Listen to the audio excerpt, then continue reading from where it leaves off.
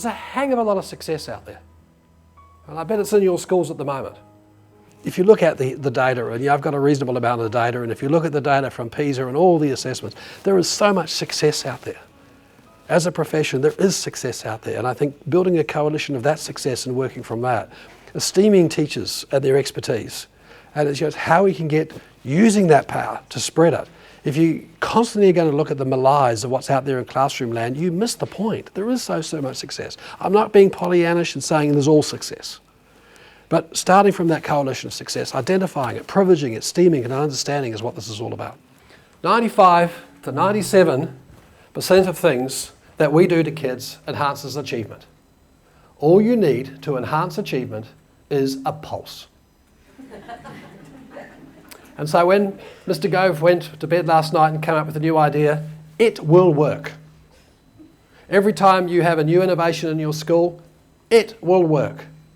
Anytime a teacher comes to you and says, I've got evidence, look at the kids' work at the start of the year, now look at their work at the end of the year, drum them out of the profession. They're killing us because they've set such a low target. Everybody can do that. And that's why every parent and every politician and every person down the street can tell you what the answer to education. And what's more, they are right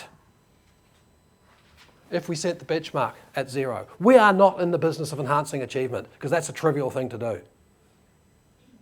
Johnny's first draft this time is very mixed up. What does effective feedback look like for him? Does that look familiar? Probably not in our schools. But you've made a really good start, Johnny, but your work's mixed up. Johnny's still thinking. He hasn't got a clue what it's about. One of the things we must remember is never to write more to students in the feedback than they wrote to you originally. Your learning goal was to structure your recount in a way that the first thing you write is the first thing you did. That's what a recount is, isn't it? Okay. Then you write about the other things you did in the same order that they happened. That's still what a recount is. You've written the first thing first, but after that it becomes muddled. You need to go through what you've written and number the order in which things happened and rewrite them in that order. Johnny goes, yes, I actually know what it is I have to write. I know what I have to do, and I've actually received some feedback at my level of ability.